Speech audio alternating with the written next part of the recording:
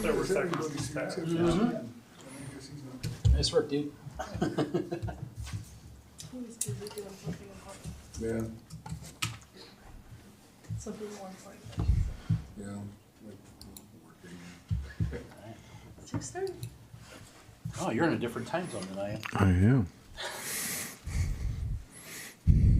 This has got to be official, right? Oh, Hello, everyone, and welcome to the June 8th, 2025 meeting of the City of Westminster Planning Commission. Can we get a roll call, please? Commissioner Tomachek, Present. Commissioner Dunn, Here. Commissioner Colley, Here. Chair Boschert, Here. Vice Chair Carpenter, I'm here. Commissioner Mayo, Here. Commissioner Zhang, Excused. Commissioner Kinnear, Here. Commissioner Pegg. Here. All right. We have a quorum, even though we probably won't need it. I hereby open the meeting for this evening, and we have a presentation this evening from, is it Andrew giving? Okay, Andrew, you're giving us a presentation on land use. And unless there's anything else that needs to be stated, why don't you go ahead and start?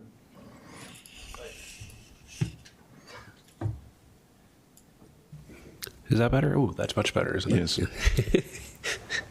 Good evening, Chair Boschert, Vice Chair Carpenter, Planning Commissioners. I'm Andrew Spurgeon. Once again, I'm joined by Elizabeth Garvin from Clarion. And of course, we have John McConnell, Planning Manager, and Jacob Kaza, Principal Planner, in the room with us tonight. This is our third session with you, and we really appreciate that you all have made the time for these sessions. We've been taking notes, listening to your feedback, as well as members of the audience that chose to speak the last two times. So it's been very helpful to us. We had originally talked about coming back at the first meeting next month for a fourth installment. We're actually proposing to bump that to August 26th. There's various reasons for that, but we have some other business for you, I believe, on the 12th. And then it'll just give us a little time to get things. We'd like to actually unroll a draft code for you on the 26th of August. So that's the plan. We'll, of course, update you if we end up needing to push that out. So tonight's presentation is more focused on our development procedures. We've talked about land use and zoning, and we talked about our development standards. We touched on process a little bit. I heard a few questions about procedures, but we'll do more of a deep dive on procedures today. I'm going to start this presentation actually just reviewing our existing process, because even among staff, sometimes we get confused about, oh, do you do this or you have to go here? So kind of reviewing our current process. And then John has kindly agreed to step up, and he's going to just talk about a couple of times where we've been able to use our negotiated development process to achieve good outcomes. And we'd like to preserve that even as we go to a new code. And then Elizabeth's going to talk about some of the concepts that would be in the new code. So again, our current process, you always have to start with the comp plan. Any project we look at, you start with the comp plan and things grow out from that. The comprehensive plan in Westminster is, as most of you already know, a little bit more specific and detailed than what you may find in other communities. It establishes uses, but also some parameters on the format of the development, the building form, that kind of thing. One of the things that's unique to Westminster is that compliance with the comprehensive plan is mandatory, so it's not a advisory document, or it's not a guide. Those are shells. So And only city council can change the comprehensive plan, and that's not something we can do anything differently with the UDC, because that's set by state law that only city council can change the comp plan. But my point being, again, you start with the comp plan and then things flow out from there. Zoning is a companion to the comprehensive plan, and I know it can be very confusing. That's another one that even among staff, it can be confusing. The comprehensive plan establishes the vision for the build out of the city and, different types of land uses at different locations. Zoning is a little more detailed. It's the actual legally adopted uses specific to a piece of property. Most of Westminster, as you all know, is planned unit development. Over 2/3 of our city is planned unit development. About another 15 or so % is O1, which is typically our open spaces, some of our parks that have that designation. And then the other 10, 11% of the city are the more conventional zoning districts with business districts and residential districts and so forth. The first major entitlement document is a preliminary development plan, which of course this commission sees fairly regularly. These are more large scale in terms of the size. It's a plan set that identifies the uses, some general parameters on the development of the site, access points, that kind of thing. 2 to 4 sheets typically. Within a PDP, there will be an official development plan, often more than one official development plan. These are a little more site specific, and they're much more detailed. They can be a lot more pages because it's doing things like parking lots and landscaping and lighting, preliminary engineering items, that kind of thing. But these are the two main entitlement vehicles that we use as a city that this commission sees regularly. So again, you start with the comp plan, PDP, ODP. That's really when you're dealing with the planning division, and then you would go to land disturbance with engineering, and then building permit and occupancy. So that's kind of the very simplified version of our process. There's been a few changes that we wanted to make sure were understood. We moved to electronic plan review a number of years ago, and this has actually been very beneficial because you don't have to carry your own plan sets. You can have multiple reviewers looking at something at the same time without having to take the plan set from desk to desk. And then our pre-application process was also introduced at the same time. This is a free service that helps people kind of understand what they're getting into, what are the key issues with a given piece of land, and then we try to help people understand the process for how they would entitle the proposal that they've shared us. In 2018 was the elimination of the service commitment competition. Some people, you may have heard this called the beauty contest at times. This was when projects actually competed with each other, and they were scored and ranked to be able to access Westminster utility service. That was sunsetted in 2018. It looked like it had a really great purpose at one time when it was created in the 70s. Some of the documents I read actually made it sound like it was intended to be temporary, but it went on to live for 40 years. We were at the point in 2018 where we were issuing more service commitments than we actually had people applying to use them. So it kind of outlived its purpose. At that time, with the same ordinance, actually, we also moved from design guidelines to design standards for residential uses. And that was to create, the idea was to lock people into certain minimums in the absence of the service competition. The unintended consequence of that was the exception process that you all see sometimes, where we don't have the degree of flexibility that perhaps we had with the design guidelines to consider design alternatives. And so that's something we're going to talk a little bit more about tonight, is the exception process.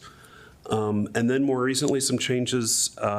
City Council passed a resolution a few years ago that all multifamily developments would come to City Council for approval. So those used to typically either be approved at the staff level or perhaps at the Planning Commission level, depending on the circumstances. Those all go to City Council now because of that resolution. And it's not on this slide, but also all Uplands ODPs go to City Council, because that was a condition of approval that City Council put with the PDP, the rezoning, back in 2021. And then the concept plan review was another recent change. This is where, if you think back to the, where is it? I'll just stay here. The pre-application process that we introduced in 2016. After pre-application, then projects that require City Council approval go to City Council for a concept plan review before the technical review. So it's an added step for those projects that need City Council approval. But if you start to think about the interplay of the other things we just talked about, so it means that now all multifamily goes to City Council. It means all multifamily has to do a concept plan review. And all Uplands ODPs go to City Council, so all Uplands ODPs go to concept plan review. So it's kind of this layering up of things. So again, we've been doing the concept plan review for several years now. We've actually had, I'm looking at the team here, but we've actually had positive feedback from a lot of applicants that were trying to know, you know, I want to do this, but is this something that's ever going to be supportable? So we have seen that a lot. Again, it's for projects that require City Council approval, and we've been implementing it over the last several years. So again, projects start at pre-app, if necessary, concept plan review, and then there's after that, depending on the feedback they receive, they go into submittal for their technical review. And then there's Planning Commission and City Council hearings as needed. And those are the main steps in our process. At the staff level, the administrative level, there's certain things we can do. Very minor PDP and ODP amendments, we can do those. Official development plans within specific plans in our downtown specific plan and Westminster Station, staff can act on those. Alternatives for landscape compliance, that is something that staff is empowered to consider. Subdivision plats are approved by the city engineer. Conditional uses, in certain cases, we have what we call administrative variances. This gives us a little bit of leeway. It's 10% leeway on numerical standards. Master sign plans and building permits, those are all things at the staff level. At the Planning Commission level, this is always interesting. You all have, well, you have a lot of things that you do, but you have certain things where you are the approving body, and that's the final step. And then there's other things where you make a recommendation to City Council because they are the final step. So in terms of those where it's a recommendation, original PDPs, PDP amendments that are above the thresholds requiring City Council consideration, the creation of the comprehensive plan and any specific plans, you would make a recommendation on those, as well as amendments to those plans and zoning, you make recommendations. You are the approving authority on original ODPs, those not requiring being elevated to City Council. Special use permits, variances, so that's where you have final authority. And then City Council approves original PDPs. These more major PDP amendments and those 5 thresholds are listed on the slide. The comprehensive plan, specific plans, amendments to those plans, rezoning, annexations, appeals from the Planning Commission, and then again, ODPs for multifamily land uses, uplands projects, or projects requesting exceptions. So in terms of staff's timeline, this is typically what we would expect to see. And probably no surprise, the administrative ODPs have the shortest timeline, Planning Commission, a little more time.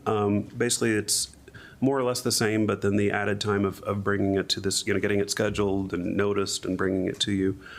And then City Council, this is where the timeline starts to get a little bit longer, or a lot longer, really, because there's the concept plan review is added, and then the technical review, and then a Planning Commission review or recommendation of that, and then City Council, and then anything with this rezoning or comp plan amendment, those kind of things actually have to have 2 readings at council, so you have that extra month in there for that. This is the same slide, but this just kind of assumes everything just goes, right? You could do this, and then you start the next one. You do this, and then you go through. The reality is there's only so many qualified design professionals that work in the Front Range, and it seems like they're all very, very busy, and they're dealing with projects from multiple clients and multiple cities. And so there's often a little lag between when we turn around our review comments and when they're able to resubmit to us. And of course, some of that also depends on the project complexity or what issues come up. So this is a little bit more of a realistic timeline. And you see with the applicant response time, how when you get to Planning Commission, it's a little bit more time. And then City Council, it's a lot more time. Even this slide is kind of an optimistic, rosy view. These can take longer. There's certain projects that can go quick, but there's a lot of things that just can't be controlled with the resubmittal and whatever else the applicant's dealing with, financial considerations, holidays. We all have a life. We take our, I was off last week, so life happens, and these all have impacts. But I wanted to give an example maybe of a recent project that at least staff felt pretty good about. This was Orchard Estates. It was actually one of Jacob's projects. It was south of 104th Avenue, kind of around the Windings neighborhood. This was a relatively small project, single-family homes. It was under 10 acres, which would have allowed it to be, a few years ago, this would have been something that we would have brought to the Planning Commission, and you would have been the final deciding body on this proposal. In this particular case, they had 7 exceptions they were requesting, which as far as I know got 0 discussion. And it went to City Council. And so what we're thinking about with this UDC is, what's the right level for when staff's the approving body, where the Planning Commission should be the approving body, and what are those things that council really needs to see? What are those things consequential that, council needs to be in the loop? But how can we help council's workload and maybe take on some of the, less complex or less controversial type of projects? So I just I started thinking about, sort of the benefits and the challenges of our existing system. There's a lot of checks and balances that potentially beneficial. It depends on your point of view, I guess. But there's a lot of eyes on things. Staff, the commission, the council, the public, the design team for the applicant. Staff's of the opinion that the way we've used negotiation has resulted in good things for Westminster, because we're able to meet the context and not have too many one-size-fits-all rules hitting people.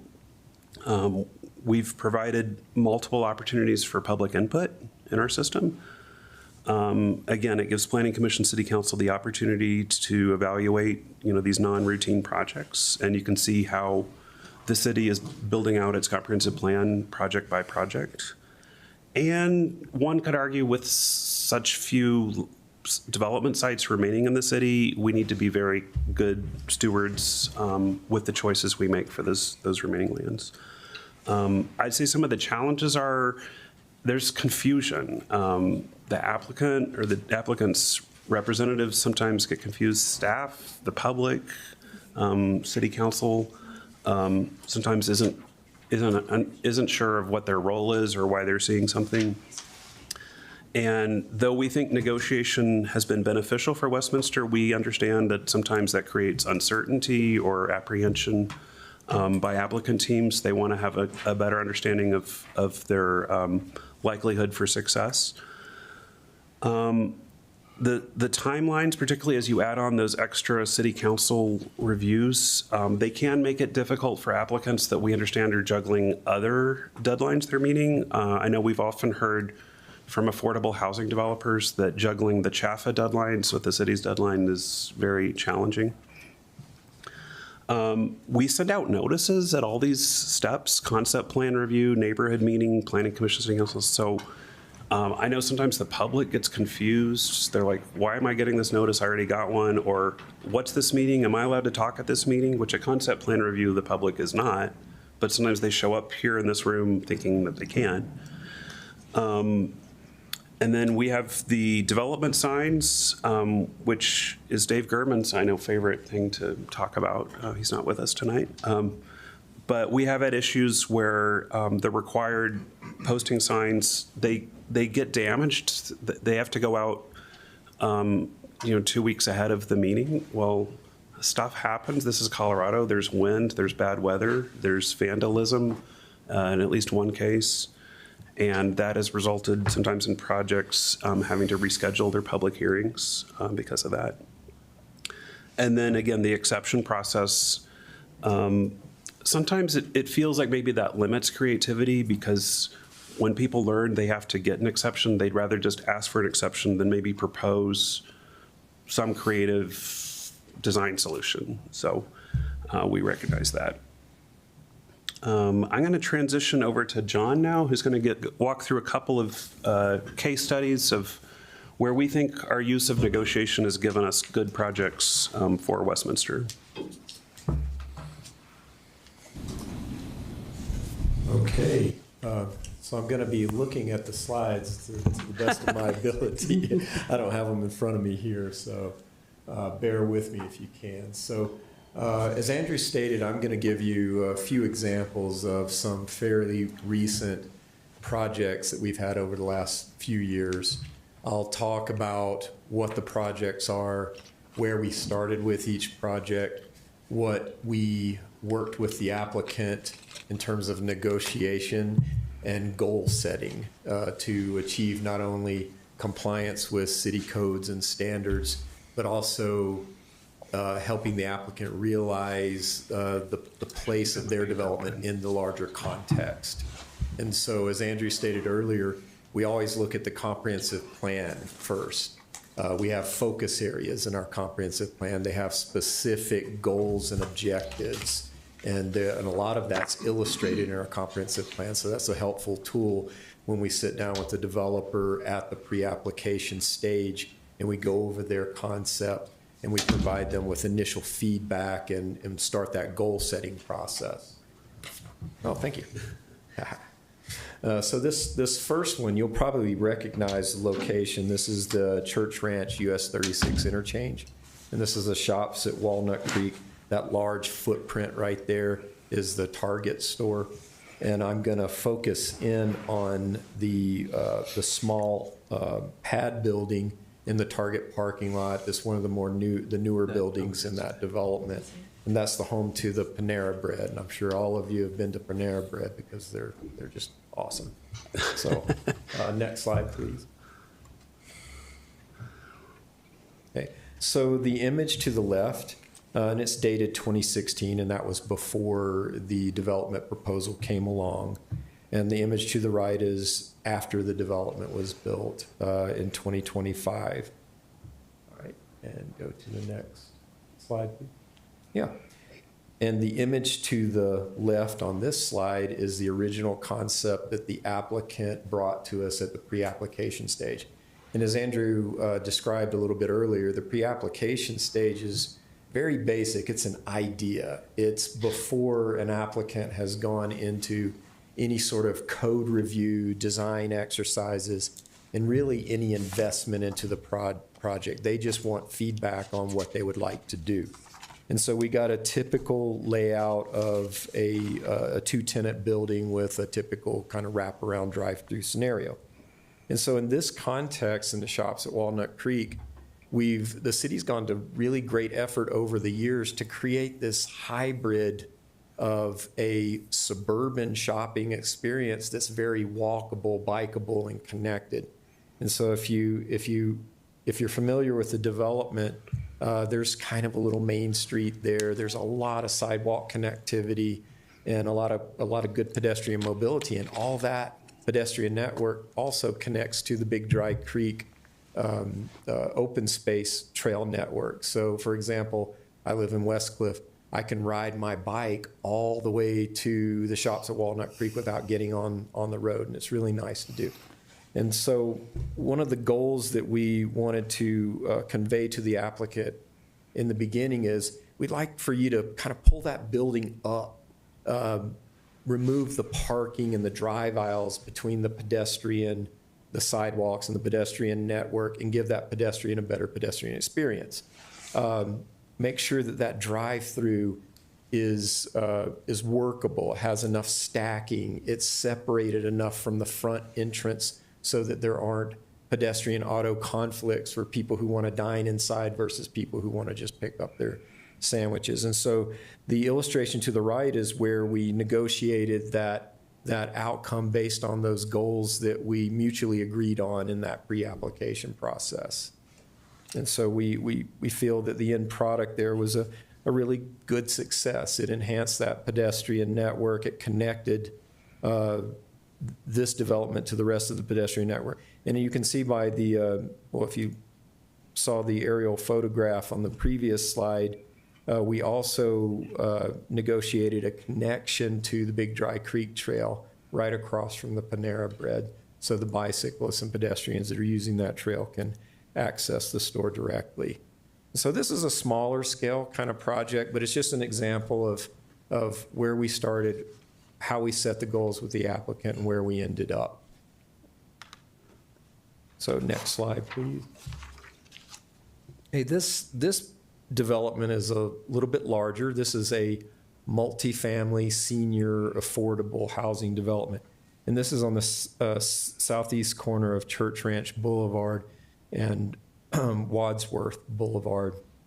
And if you're familiar with it, this was the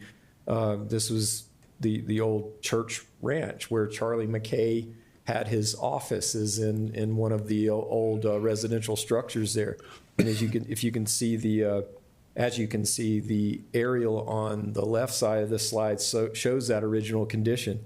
So he had livestock corrals there, a working barn, a couple of old silos, and there were a couple of residential structures. You'll also notice there's really no pedestrian infrastructure there at all. And so when Mr. McKay offered the property up for sale, and he was courting a multifamily developer, the city sat down with that developer and Mr. McKay as a seller, and we discussed those goals that are important to the city for compliance with the comp plan and all the regulatory issues. But we also talked about some other important issues here. One was there was a very valuable historic structure there. That was a peg barn. And I don't know if any of you are familiar with that type of construction, but there's no nails. It's I would say a feat of engineering where the pieces of the wooden structural pieces are pieced together sort of like a puzzle and with pegs that hold them together. So if you ever get a chance to go inside that barn, you can still see that original structure. So it was really important for the city and for Mr. McKay to try to preserve that. That was a big part of his childhood. So the other goal here too was to also facilitate an affordable senior housing project. And so there were specific variables that were considered there, including the fact that seniors don't necessarily need all the parking that a general market rate multifamily complex would. So we worked with them to reduce the parking, get structured parking, covered parking there, and some other things. But go to the next slide, please. So the illustration on the left was the original concept, and the aerial to the right here was what we negotiated based on some of those goals that we set with them. One of the main things that you'll see here is that the original proposal had the buildings, and these are pretty large buildings. They're 4-story apartment buildings. They're large massing. They were really kind of crowding out that barn and silo area. It really didn't, from our perspective, help preserve the character of that barn and silo. And so when we talk to the applicant, we stress the importance of relating the barn and silo, preserving those things, and relating it to the open space, those natural spaces for which that was always the setting for the barn and silo. And so we work with them to pull the buildings up and away from the barn and silo, helping it relate to the open space, but at the same time, pushing the buildings up closer to the street really enhanced, it created and enhanced the pedestrian corridor that you see now. So instead of having a minor sidewalk between a street and a parking lot, now you've got a building and landscaping that provides a little more comfort for the pedestrian as they walk down that corridor, especially along a busy street like that. So we felt this was very successful. It was all mutually agreed upon with the applicant, but our role here and in other cases are to sometimes help the applicant see something that they didn't see in their original plan. So we feel like we add value to the process. So next slide, please. That's okay. I think they're pretty visible. And so these are just more illustrations. You can see the before and after on the street improvements, not just a very wide sidewalk there around the perimeter, but we also work with the developer to connect the sidewalk all the way down south to where you see those little yellow footprints there to connect to the open space trail network, even below their site. And so that was a real benefit to the citizens at large for that. Next slide, please. And this is a before and after. Before is the image to the top of the building, and this is looking east at the facade of the building from Old Wads. And so this was a really long, big building, and so it was really important for the city, and this is in compliance with our design standards. We want to break up that massing, and so you can see we didn't ask them to completely redesign their building. We just wanted you to break it up a little bit. So they realized that they could create this really strong entry feature towards the center of the building and create 2 smaller portions of the building flanking either side of it. We also helped them explore some of the old farm aesthetics, like the barn red, burgundy colors, and the roof pitches that were common in farm structures there too. All right, next slide, please. Okay, I guess I'm handing it back over to Elizabeth here. But if you have any questions for me on any of this stuff, we've got several examples of the kind of work that the staff do to try to help a developer realize the potential in their development while also satisfying city goals. And so, as Andrew said, we really value the negotiated process. I think in large part the applicants do too, because it does give them the flexibility to explore alternatives versus having a stringent rule that's unbendable, and they might have to ask for exceptions. And a lot of times the staff agrees with the exceptions because they're warranted. So there's some value in the negotiation that we would like to keep, but there's also some trade-offs with the certainty that an applicant might get otherwise, but it balances, we believe. Elizabeth.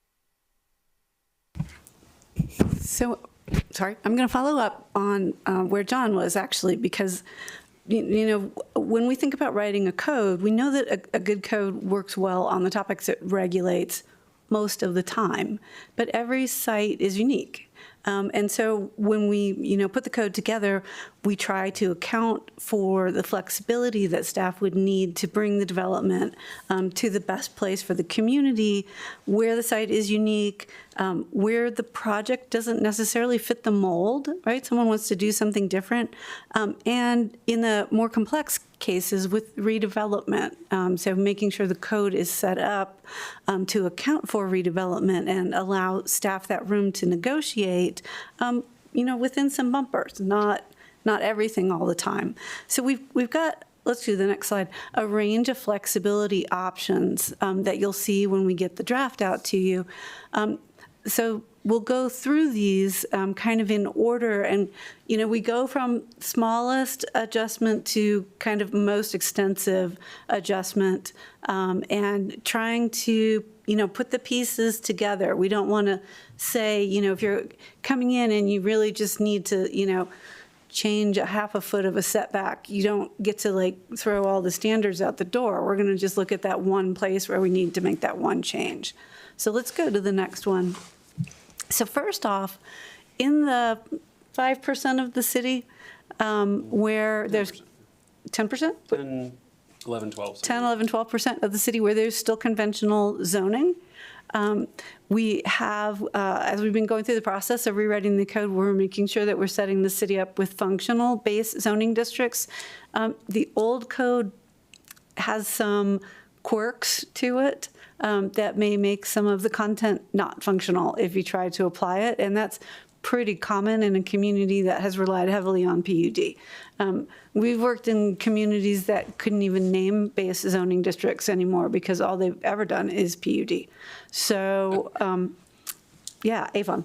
And so as we've been going through, we've been doing the what if. What if someone designed in a way that fit in this district, what would it need to be? So we've gone through all of the standards. Staff has kind of painstakingly gone through all of the setbacks. So can you design on this lot? What does it look like?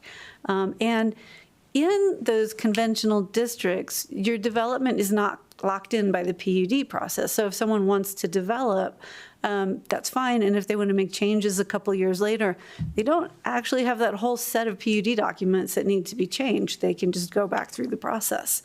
So that would include changes to the structure or use, landscaping, lighting. All of those are the baseline regulations that we're putting in the code. So if someone opts to develop this way, they can come in, they can potentially do an administrative approval. All of the adjustments that we're going to talk about will apply to base districts. And the base district itself, let's see the next slide, actually has a little flexibility built into it. So because we draft a base district for, a number of what if scenarios, we build in choices, right? You can choose your base district. You do that through rezoning. So if you're in, residential estate and you think, wow, I'd really rather develop suburban residential, and that complies with the comprehensive plan, you come in for rezoning. Then the way we set up the standards, if you read in the parentheticals, the primary structure setbacks are established in a minimum, right? So the minimum setback, front setback is 20 feet. So that means the applicant has a lot of room to move behind that 20 feet. If they need to, for some reason, come in front of the 20-foot setback, then we have some process for adjustability in there.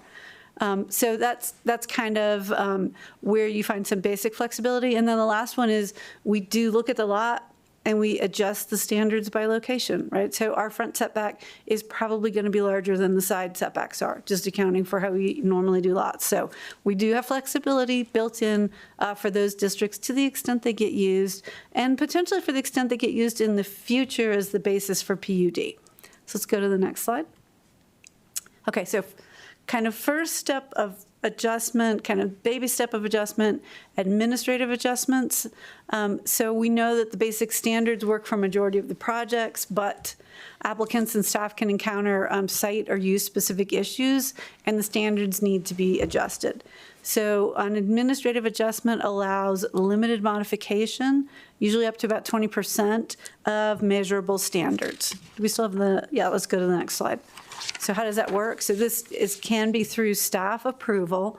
So an applicant comes in and they need to make an adjustment to their lot coverage requirement. Staff is allowed to approve a maximum 20% adjustment. Some of these adjustments, 20% can sound like a lot. But if we're in the area of doing setback adjustments and your setback's only 10 feet, 20% of that is not a big adjustment. So this is intended to really work with situations where the applicant knows what they want to do. They've gotten out there and something kind of throws them off. And so this is a place where they can, they know going into it they need to get it fixed, or they get out into the site and they need to get it fixed. So this is that, okay, reality dictates that we make a few adjustments, not a lot. And you can see it's very specific, can't adjust everything in the code, can adjust some of the setbacks, can adjust some of the building standards and some of the development standards, nothing else. And so this gets to some of the negotiation. We're moving a few things around to make the site better or to accommodate the development. If this is not enough adjustment, let's go to the next one. We have a process for project-specific adjustments. This is particularly applicable to infill and redevelopment. So infill, we may have a unused or very underused site, and that's usually because there are some problems with the way the site works. It could be topography, it could be that years ago someone was allowed to create a really weird site that no one can develop anymore. And so we know that we need to adjust the code to get that developed. Similarly with redevelopment, in the case where someone is not redeveloping the entire site, but some of it or part of it, doing that sort of retrofit of the structure on the site or the parking on the site can be like, 3D chess. We're really moving different pieces around, and it could be that to get to the project that would be beneficial to the property owner and to the city, we're going to need to adjust some standards. So we set this up first off as a sliding scale set of adjustments. So we go in and we look at how much change is being made on the site. We usually measure this one of two ways, by building permit valuation change. So that's where we can look kind of value-wise, like your building's worth $1 million now, and your changes will bring your valuation up to $1.5 million. So we've got 50% change there. So then we go back and look at those measurable standards that are applied to the site, so landscaping or materials, and we try to make that 50% fit of those standards. So we still have a lot of wiggle room, and we're not telling people quite yet that they need to come into 100% compliance, but we are making it possible to move forward. This sort of project-specific adjustment is a procedure in the new code, and it gets approved by whoever is the approving body on the application. So Andrew went through earlier and said, these things go to staff, these things go to planning commission, these things go to council. So if it's something that comes to you and someone's looking for a project-specific adjustment, then it's planning commission's role to also review and make a decision on that adjustment so the whole project stays together. We're not doing that in bits and pieces across different reviewing bodies. So that's where we're going with redevelopment and infill, and it's a larger adjustment. Let's do the next one. Oh, I'm sorry. Thanks, Andrew. So we gave you an example here, and we're working on this. Working on the Westminster version of this, which is probably going to be just a little more sophisticated. This is a version that we did for another community. And so you can see the level of detail that we get to here. So are we changing where the building needs to be located? Can we change where the building needs to be located? Or are we, if we do that, are we going to make significant changes to the character of the development based on the surrounding development? Are we looking at changing where the parking goes? So we really pick apart all the different aspects of the development and try to work through, is this something that we'll need to change in order for the project to go, in order for it to come into compliance? Or is this something where, look, we look at the site, you know what, you're adding parking, but the existing parking is working, just add a few spaces to it. Let's not add that cost on to the application. So we will get to this level. We've started working at it. we do it like this to get to that place of providing some certainty to the applicant, but this doesn't resolve all the questions. So there's still that nuance of building design and site design that staff will be working with the applicants to bring through. So, okay, thank you. I forgot about that one. Okay, PUD. Despite me sitting here and saying conventional zoning is fabulous, we are not making PUD go anywhere. It's still part of the process. Someone can still do it. It works in Westminster. So there's no reason to say this tool isn't useful here. It is. So we're carrying the current process forward. We are adding links to those base zoning districts. We do that for two reasons. So we say, okay, you're coming in and you're doing a PUD. Give us a site plan that shows us what the base districts would be, because now we know what you're negotiating against. We've said this is our baseline and you want to change this, this, and this, and we can see the extent of the changes you're proposing from what the community has said is what basic zoning should be. That's fine, and that's really nice. Where it's almost more important is for posterity. So 20 years from now, someone who's looking at the PUD can say, oh, okay, it was an R2 base zoning district. We still have the 2025 code update. Now we have all the details. So we are not in a situation where something doesn't get negotiated into the PUD, because you're really negotiating from the full zoning code. Or from the full Unified Development Code. So this is for completeness of planned unit development negotiation. So we clarify the use of the UDC standards where the PUD documents don't address a standard. PUDs can't modify the comp plan. Doesn't happen now, doesn't change. City Council approves the rezoning to the PUD, and then staff approves deviations where they're not otherwise superseded by the comprehensive plan or the UDC. So same thing, carry it forward. Thank you.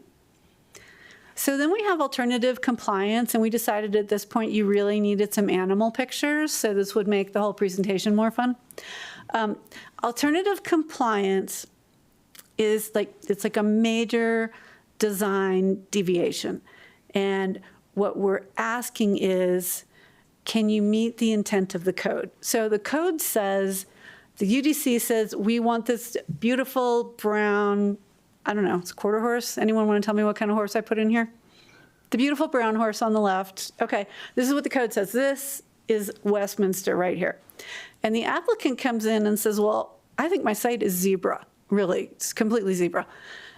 They have an opportunity to say to you, zebra can meet the code.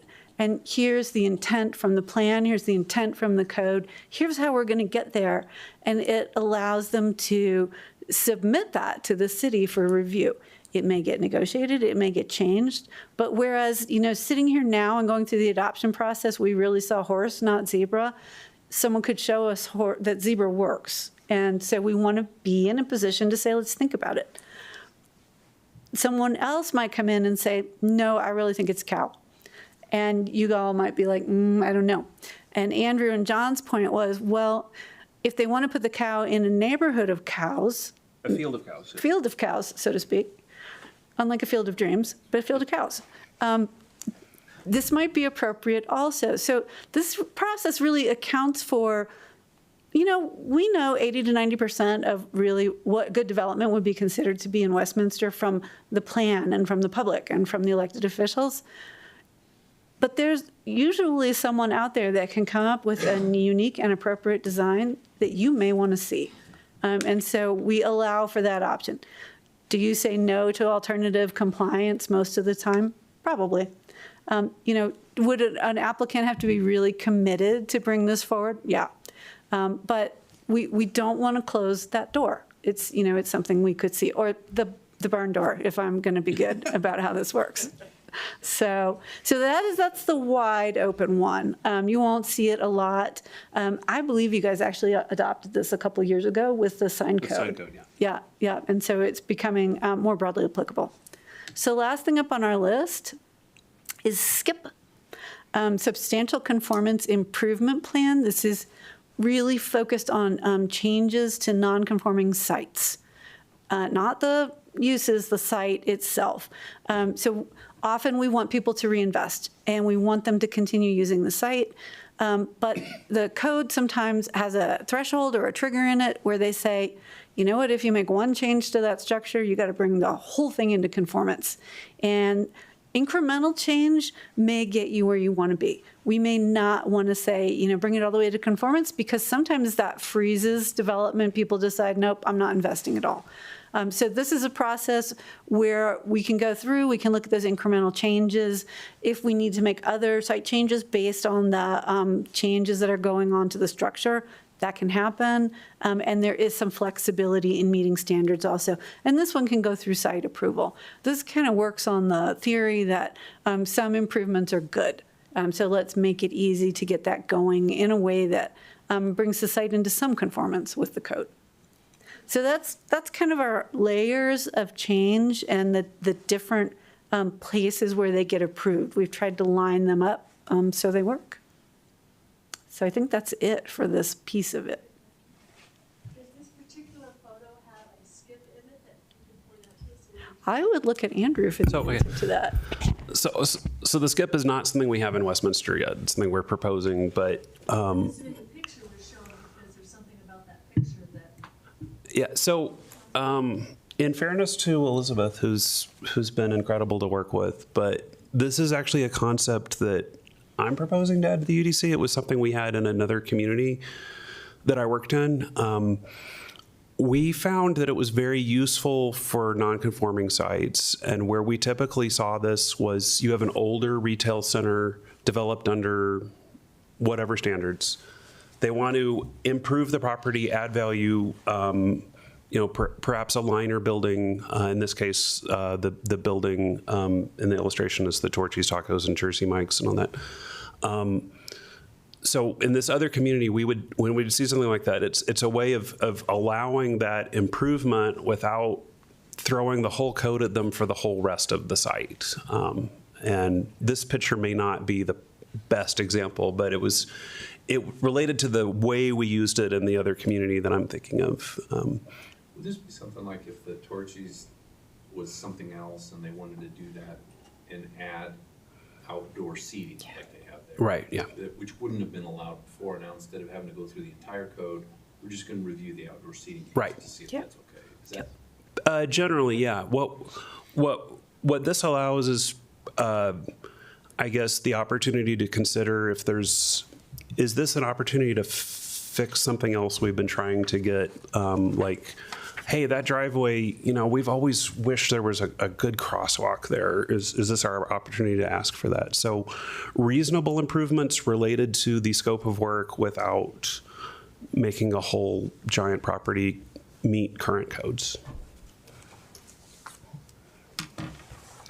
So that concludes our presentation. We have about a little over 30 minutes. If you want to go around or chair whatever your pleasure is tonight. I'm just going to let commissioners try to do this in an orderly fashion. I'll let you make your own comments. Thanks. Looks like you're up. All right. First, I'd like to ask my friends in the commission to make sure we use our microphones, since this is being broadcast and recorded, so everybody can hear out in the audience what we're talking about. So it sounds like there's a lot to like. I like the skip. We should definitely name it the Andrew Sturgeon Memorial Skip. I think that's. I think we should definitely put that in there. Well, eventually. Well, I hate to tell you, we're all going there someday. But no, that's a great idea for these older sites for where there's minimal change and stuff like that. Because I know there's been issues in the past where we didn't really have a bucket to put that type of thing in without going through a giant process. So I do appreciate that. Yeah, I had a couple of questions and as well the alternative compliance, I think the cow, the zebra, and all that. I understand that. You said the alternative compliance is in the sign code, the revised sign code that we did. Is that accurate? Because, well, I like the idea of alternative compliance, but it also feels like when we did the sign code, it still is being interpreted in a very limited fashion, even with the alternative compliance portions of it. So I don't know that it's as flexible as need be. So we need to, I don't know, or there's unintended consequences from the language. So I just want to make sure that we're clear. So when we vote on language or recommend that City Council approve language, that everybody understands what we're talking about when it happens. Because, I read that sign code back and forth, and there's been interpretations by staff, and I've expressed those during those public hearings that I didn't agree with vehemently in some cases. Let's see. I do appreciate that we do the negotiation. I do think it makes some better projects, but it also makes timeline considerations there. In fact, and I liked your timeline, but even your 15-month timeline seemed short, like you said, optimistic, because how many ODPs have we reviewed that are, started 3 years before we see them? And we know that some of that could be consultants being slow, but we also know that there's probably major issues being battened forth in the negotiation process. So it definitely seems to drag things out quite a bit too. So I don't know what the solution to that is, but that just pointing that out. Yeah. Let's see, and then and then I did have a curious question. I know the staff just gave City Council all the administratively approved ODPs in 2024. I was wondering if that list went out at the study session last night. I saw it in the packet. But did that list include those administratively approved, I think you called them ODPs, but they're in their specific plan areas? Did those include those or not? Jacob's nodding yes. Okay, I just wanted to, I didn't see the document. I don't know about it. Okay, great. Well, yeah, no, I skimmed through it to see if what was in there, and in there I was just very curious about that. No, I think the big thing is just making sure we've got our, that I like being flexible. I like our ideas. I just want to make sure that we're able to be timely. And I guess this is an actual question, and I'm not sure to who, but we talked about, Mr. McConnell talked about the successful negotiations where we got some great things. Can we give examples of times when when you all have tried to negotiate and failed, and yet we the Planning Commission as well as the City Council still approve that? I assume we have some projects that were like that. I just wondered if, I hate to use the word failed negotiation, but that's the only thing only synonym I can think of, unfortunately. I don't mean it quite that negatively. Jacob's wheels are turning on specific examples right now. Sure. But yeah, I don't know if failed or success is the right word to use. Yeah, I know. I think we get to a mutual outcome in all cases, because there are very few times, except for just one recently, where the staff has not recommended. So I think it's more or less degrees of success. Sometimes staff is able to negotiate everything staff wants to get out of the development in terms of compliance with the comp plan and everything else. And there are less degrees of success where a developer really needs to hit this bottom line. It's a financial issue, or it's some other type of critical issue on their part, and we understand that. So we still try to meet in the middle somewhere. So I can't really think of any that I would call unsuccessful, but there are degrees of that. And two, I would, going back to the flexibility that I was talking about, that Andrew was talking about, in our state of build out now, you know, we have fully transitioned from a greenfield city to a mature city. We're doing infill development, adaptive reuse, redevelopment. What we're also seeing a trend of is we're seeing developers with less experience, or I hate to use the word unsophisticated, but in some ways just really not accustomed to development the way the big boys do it. So there's a lot more hand-holding that goes along with that, and that does add to the time sometimes because they make mistakes. And as much as we can help them along, sometimes they don't hire the right people the first time around, then they get the right people later on. So there's so many factors that contribute to the timelines, but I can definitely see a trend as we get into the more challenging infill sites.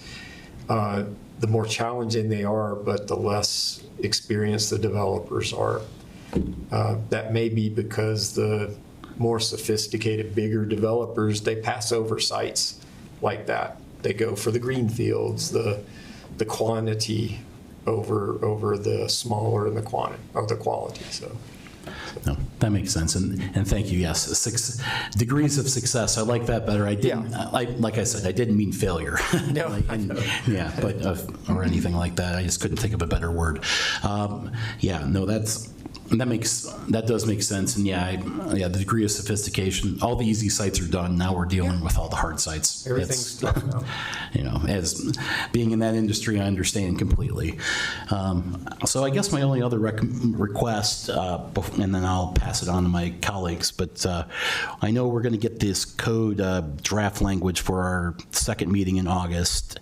If there's any way we can get that maybe slightly ahead of our normal Thursday to Tuesday, if there's a way we could get like an extra week in there somewhere, it would be super helpful, because this is going to be a big lift, and it's going to take us a while to grok it. Yeah, we're not asking you to vote on it at that meeting. We were going to roll it out, so our presentation would kind of highlight, you know, how to navigate it. This is how it's organized. So yeah, we wouldn't bring it back to you to actually consider probably till probably October or November. Okay. All right. As long as we have a chance to, first flush and then kind of dig into it a little bit, because there's just a lot for a little bit of time if we were trying that Tuesday to Thursday to Tuesday notice. And I wouldn't expect you all to sit down and read a 400-page code book. So yeah, I think we were actually thinking that our presentation would help you, you know, after the meeting maybe to go back and say, okay, they showed us this is how it's organized, this is where I can find the whatever. Yeah. All right, that's perfect. Great, thank you. Is that fair? Yeah. Okay.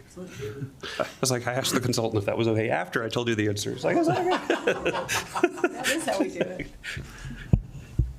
I only had really one question. On the when we were talking about making adjustments to all the frontages and all that sort of stuff, and 20% strikes me as a pretty good number. Is there a established limit of how many adjustments they can make on a single project?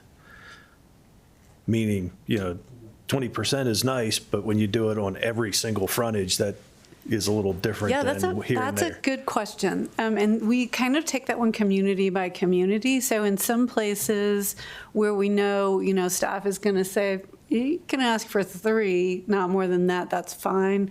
But we have written in a max. We've said usually between 6 or 10.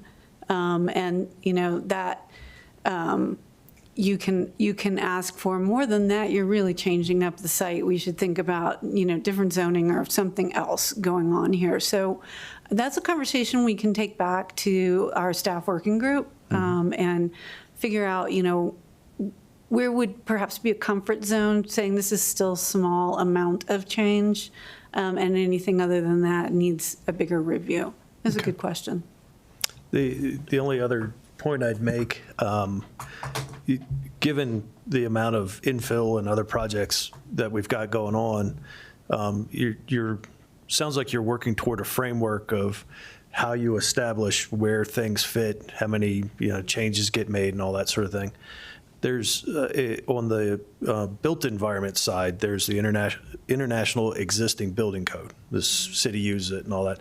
But in the front of it is a pretty nice schedule of, if you're changing this much, you're a level 1, you change this much, you're a level 2, et cetera, et cetera. You could structure a framework similar to that to get into where you guys are going. And since a lot of architects, engineers, and all that are used to using that framework, it'd be an easy transition for them to make. I was unaware of that. Thanks for that suggestion. It makes sense if we work across development languages that everyone's picturing the same thing.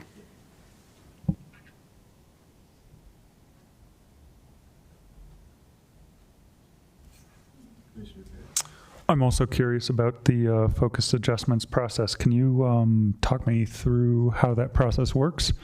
So you've got, you had a table of what's allowed for administrative adjustment.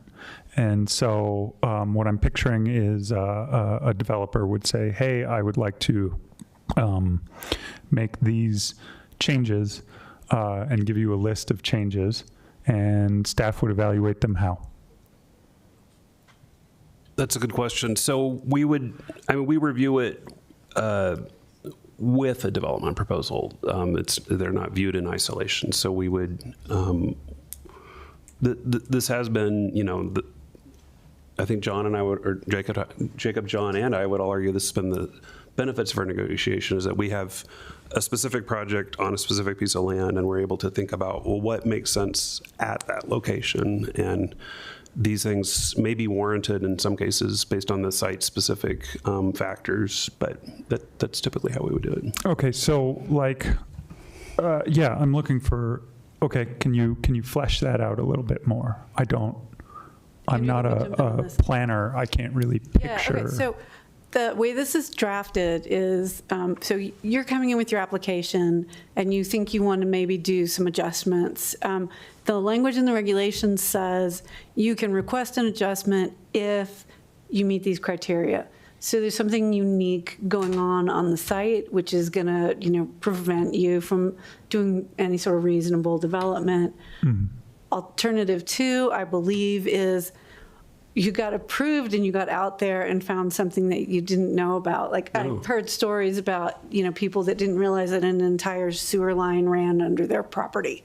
And now they have to change something that they're doing with the development. So there has to be some aspect of need, not just, well, I felt like it. I didn't like where you guys set the setback, so I want to change that. But there is something going on with my site, or that is important to the project, and the project otherwise meets what the city wants to see, and then you can come in and make this request. And as Andrew was saying, you're going to have your layout going, you're going to have your site plan going, and you're going to say, I want to make this 4-foot change here and this 2-foot change here, and staff does not have to allow up to 20%. They can say, you know what, 10% will get you there. And that's all we need to do. So if that's just, 5 feet instead of 10 feet, that's what we're going to do. We have drafted this to say, staff's instructed to make the minimal adjustment reasonably possible. We didn't do that for Westminster, knowing the kind of level of sophistication that your staff brings to this. But if we feel like there's going to be a lot of pushback from the development community, or as John was saying, where we're kind of dealing more with newbie developers, that might be something we talk about, because we don't want this to be like the get out of jail free card. We want it to be a reasonable adjustment. Gotcha. Okay, thank you. Yeah. I don't specifically have any questions. I just want to tell you both, I really appreciated both of what you were saying. I like that we are putting in place processes that provide flexibility, especially for redevelopment and infill development, because those are really difficult to do. And I think that having an opportunity to negotiate and give staff the flexibility to come up with something new and unique. That said, you have to have really talented staff that is making recommendations that do well. And so far you have good staff. So I just keep that in mind, that that you need to have the right staff in place that make those decisions, because if you have staff that don't, you might end up with things that you negotiate that aren't very good. So, I mean, that's just something you kind of have to monitor. I think having that flexibility is wonderful. I just have one item that we were talking about process, and I have a question about technical, more like technical, like detailed process. I couldn't help but notice that Jennifer had a Mylar. Why are we still doing Mylars? I mean, there's so many jurisdictions that do digital now. We shouldn't be doing hard Mylars anymore. Okay, Jacob's going to take that one. Can we get away from that?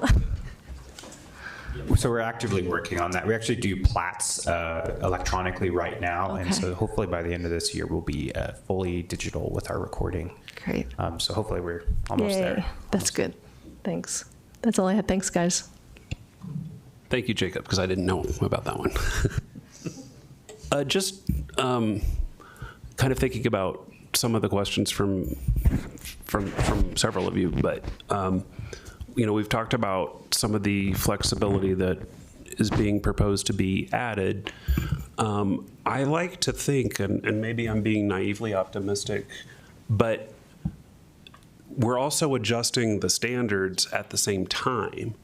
And so if in the future we have a situation where right now it's a 50-foot setback, but in the UDC now it's only a 20-foot setback, well, someone may not need to ask for relief because now just the regular standard is something they can do. But that's kind of where it gets tricky because, yeah, 20% of something that's 20 feet is not very much. When it was 50 feet, that's maybe bringing a building forward 10 feet. But now, if the new standard is just 20 feet, well, they just have more flexibility without even asking for any special dispensation.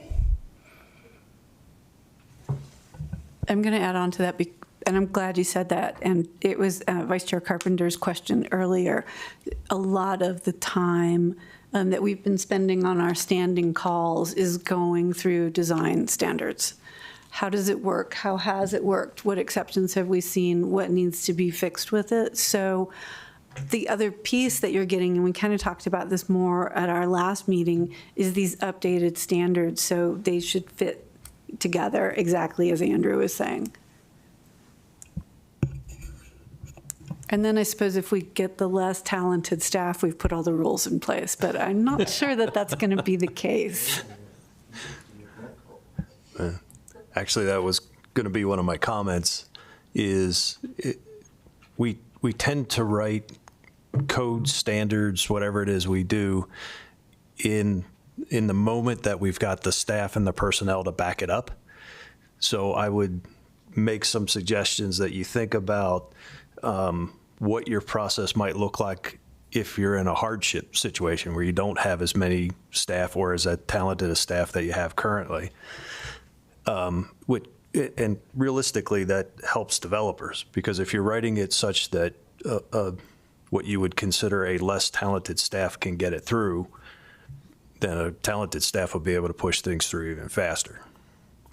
The second aspect I might suggest is, I don't know if you codify this in the UDC or develop it as an internal standard, but establish yourself some bumpers and some limitations on just how much you can do as staff and not push up to the commission or to the council. Only because that's a whole public trust thing.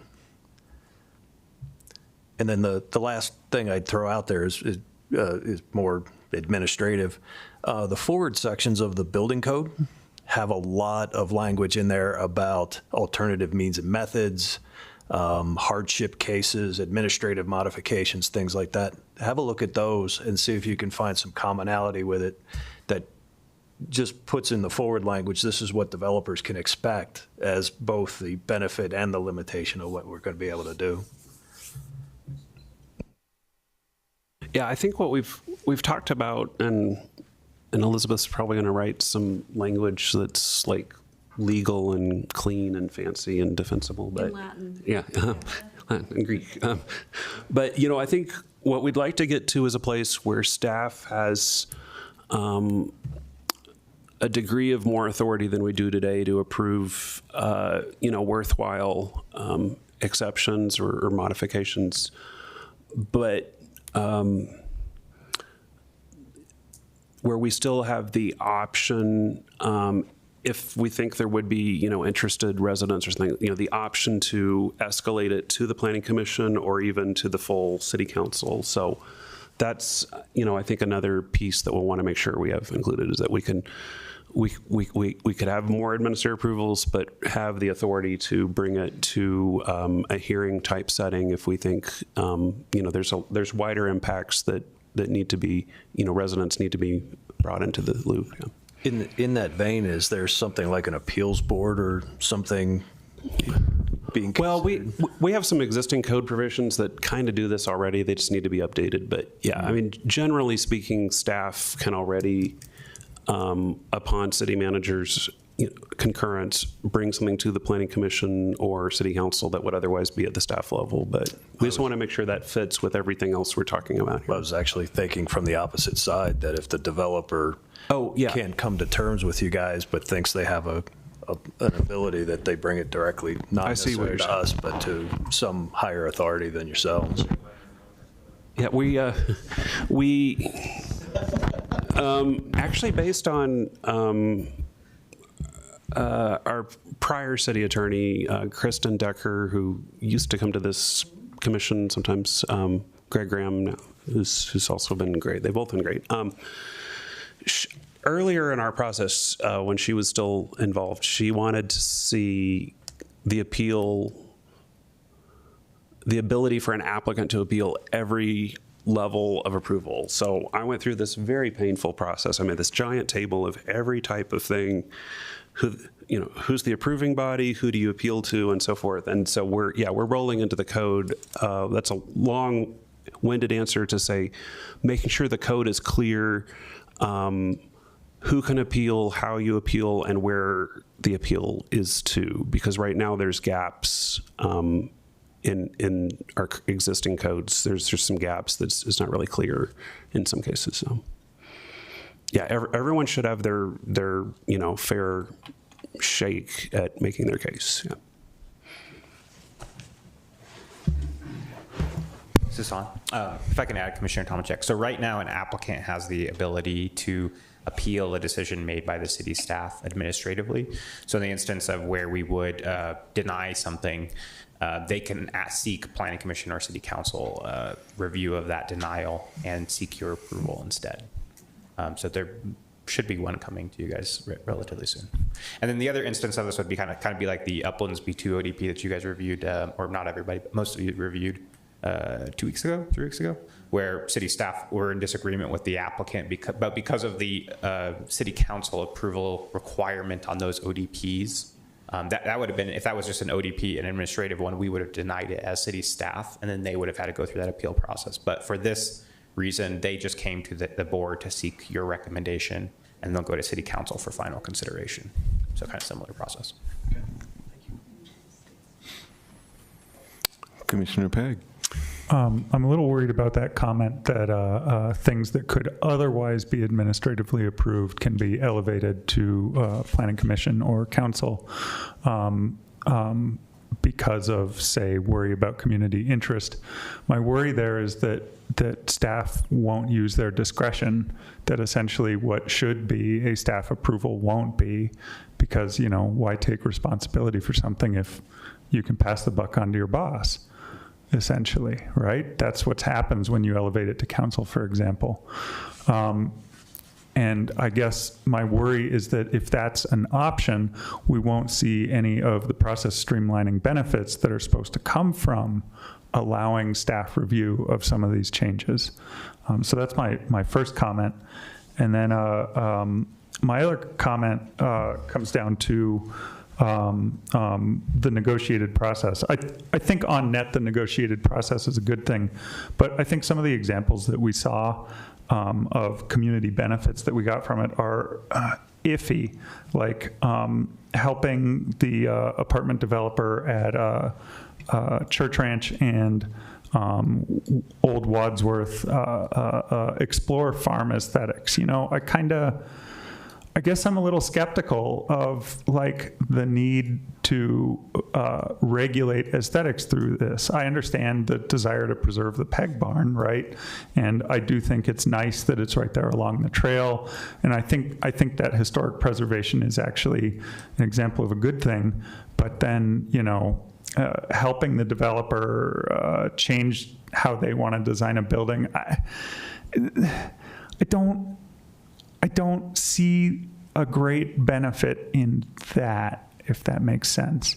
And I really am splitting hairs here, and I'm kind of asking for your help to understand, like, you know, how are we interpreting what benefits Westminster when we're doing these negotiated things? That's hard to codify. And so I guess, yeah, I'm expressing a little bit of skepticism here. You know, I think this was shared as a benefit, but I think actually it's not, and probably slowed down the process a little bit and took up staff time that could have gone to something else. So those are my comments. Thank you. I think I'll take the first one, if that's okay. So one of the things that can happen with a send-up, is what we usually call it, or a referral, is it takes 6 months to a year for a community to figure out how they like to use it. And as a board, you can give instructions to staff. You know, we're happy to see this. We are unhappy to see this. We can also set it up where, you know, staff can send it up and you can say, sorry, we don't want to hear it. So it doesn't, in real life, it rarely functions as staff saying we don't want to deal with it, because their job as professional planners is to deal with it. But there's nothing stopping Planning Commission or City Council from saying, you know what, these are our general guidelines for how we want this process to work, and having that conversation around it. So I think that speaks to the first piece, and I think there are professional designers here who can probably speak to the second piece. Just to clarify, Commissioner Peck, we already have that provision to send official development plans and PDPs that could be administratively approved to Planning Commission and City Council for review and consideration. So that's just a provision we would propose to include in the UDC, as it's already an existing one. I can't recall when we've done in the last 10 years. Yeah, I don't know that we ever done it. I don't think we have ever done that. And it'd actually be the city manager who'd have to do that. Yeah. Specifically on your question about architecture and the ability for staff to negotiate on architecture, predominantly this is us implementing our existing retail commercial design guidelines. We're largely going to hold over a lot of those. On residential architecture, we're looking mostly for context. Does it fit into the context of a scenario? Most of the Uplands ODPs you guys have reviewed, I provided maybe 5 comments per ODP on architecture, which is very, very minor, because I have a very skilled architect who has pretty good design, Godin Sudik is their main architect, and I think they have done some pretty good high quality work. It's not necessarily what everyone in the community has wanted, but it has provided some, I believe, good architecture, and they've had some varied designs out there. On commercial, what we're largely seeing is we are trying to push smaller developers to include more things, particularly masonry. Masonry is the architectural style of Westminster. I would say that is the theme that carries over across anything else, more so than any styles. It is the city's requirement for masonry as a primary building material. We're unique in the Front Range in that is a requirement here. And if you go around our shopping centers, anything built post 1980s, you'll see the amount of masonry we have required, and we think that adds high quality, durability, permanence, and creates the character that we're all looking for here. So that's one of our main goals that we try to implement there, is that consistency there. The other one is the city prohibits franchise architecture. So just recently we had a Raising Cane's ODP under review. It's an administrative approval. It'll be right next to Torchy's. And if you've ever seen their design, they have like giant ones, and they have all their logos everywhere, and their kitschy art and that kind of thing that they put up there. So we don't allow that, mostly out of the issue of the Pizza Hut. So when you see a Pizza Hut from the 1980s, regardless of if it went out of business or not, it's always a Pizza Hut. I've seen them converted in houses. We've seen them converted a dentist's office. It's still a Pizza Hut. So the key, the Taco Bell, the Wendy's with the glass covered little seating area. So there's a lot of instances where you have that franchise architecture where the building just really struggles to be reused and repurposed after the life of the business that once built it or that once occupied it. And so that's one of our main goals too, is to make sure that it fits into the context, it fits our character that we're asking for, and that it has permanence and can survive the businesses. Because oftentimes we see businesses want to relocate, they increase in size, they go out of business, but the buildings remain and they're part of the fabric of our city. So that's kind of where we come at that from that. It can take some additional time. I think a lot of our applicants are used to that at this point, predominantly is the idea there. So you brought up another question. If the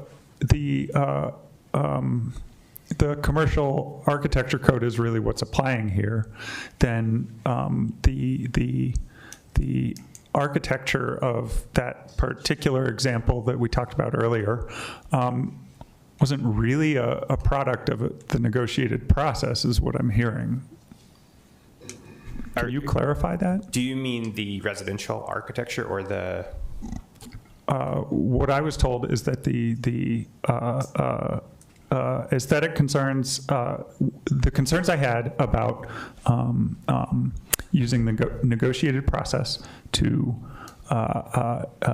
essentially impose design tastes is really not part of the negotiated process, but is actually the implementation of the commercial design standards. Am I understanding that correctly?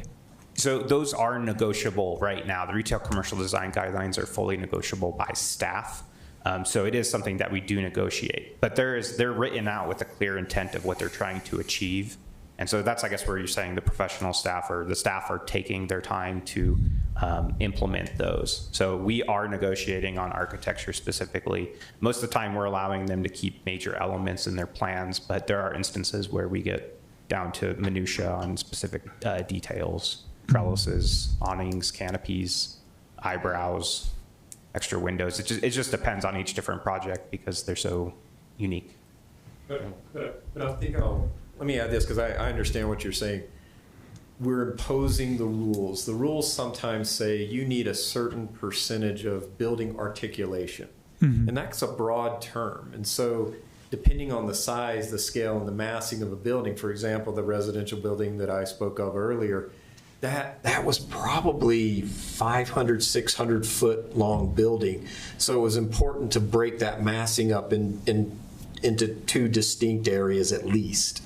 And so we worked through those things. There are other ways they could have solved that problem of breaking up that building. Let me interrupt you with a question. So breaking up that building, was that required by existing code? Yes. Yes, so you're required to have articulation, so pushing and pulling of facades.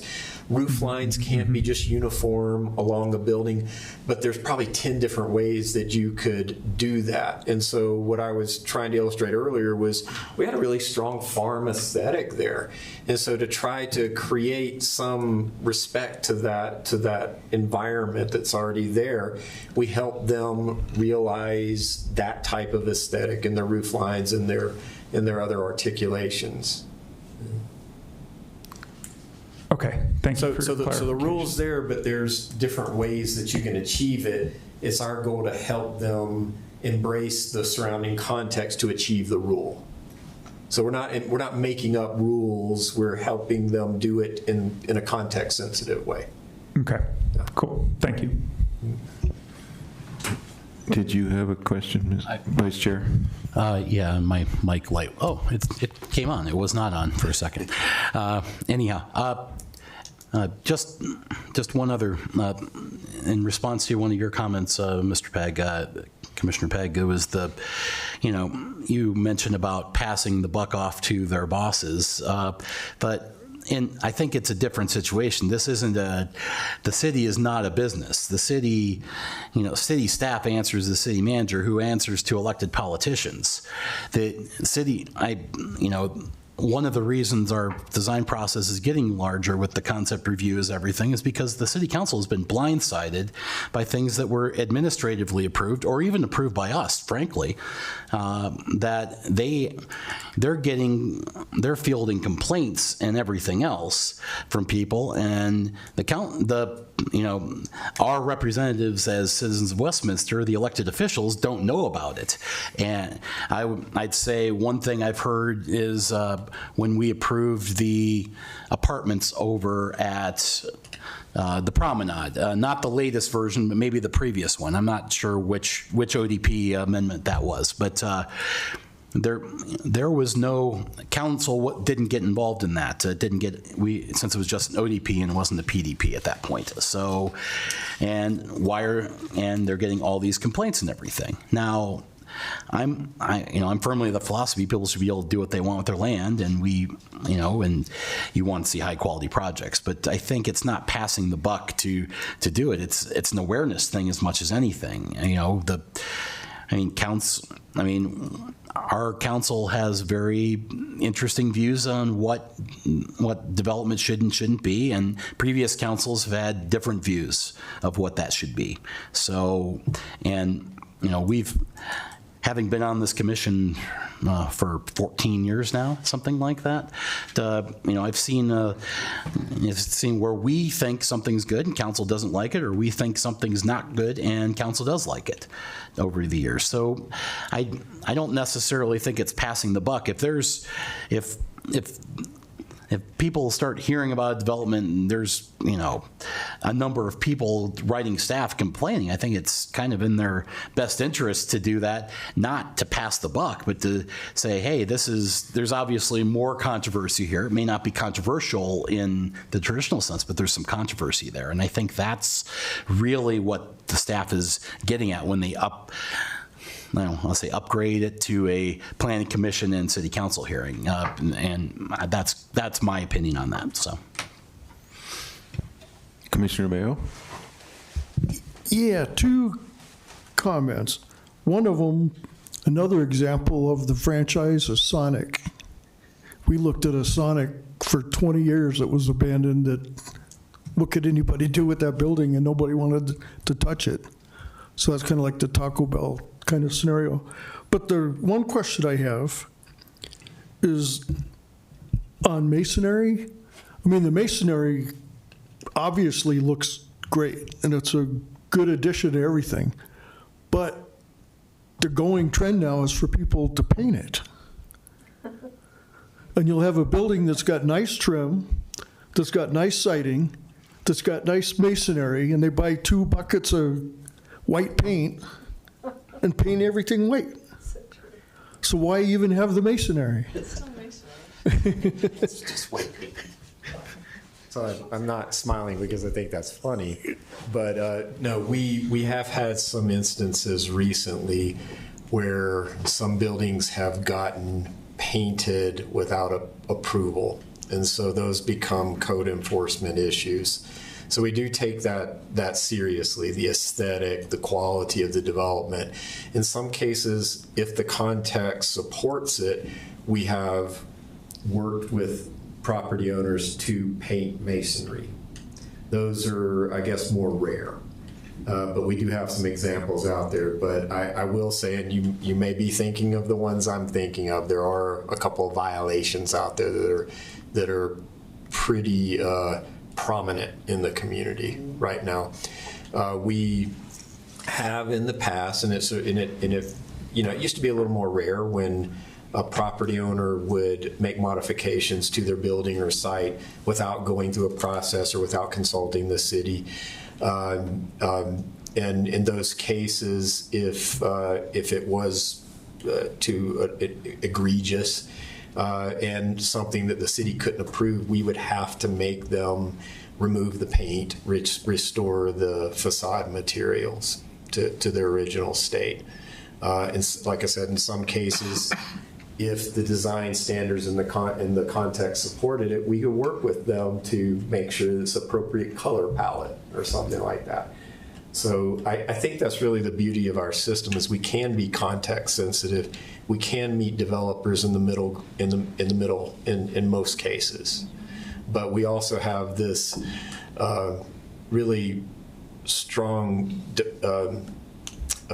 requirement to honor the character of the city and make sure that the investment that one property owner makes doesn't negatively impact the investment that another property owner makes. As you can imagine, equity in application of the rules for consistency is very important. Although we're context sensitive, we apply the rules in the same type or the same way. And so, I always, when I have conversations with developers that want to do something that maybe doesn't align with the code, I remind them that they do have neighbors who followed the rules and they invested and they expect the city to make sure that they follow the same rules. Mm-hmm. So we're very careful to do that, and it's really to maintain that overall character of our city.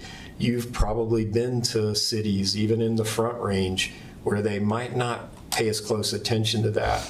And in the planning world, we sometimes call that the geography of nowhere, because if everything looks like every other place, it doesn't define the community. And so it's a real strong ethic that the city has always taken on that. We got a couple houses that all they did was mask the glass. Oh, house? Yeah, they masked the glass, got 20 gallons of white paint. Well, residential rules are a little different than commercial. What I was talking about was there were some commercial buildings that have occasionally done unapproved modifications. Chair Boschert, it's 8:05. I kind of feel like we've gotten off topic. Well, really? These are good questions, but you're right, we've gone a little over. Are there any more urgent questions from the commission? Okay. Did you have any final comments? Okay. Well, if no one else has any comments, I would like to ask first, before we adjourn, do we have a firm date for our next meeting? It'll be August 12th. August 12th? Okay, and I do need to correct a little mistake I made at the beginning of this meeting. I am hereby adjourning the July 8th, 2025 meeting of the Westminster Planning Commission, not the June 8th. So this meeting is adjourned. Thank you all.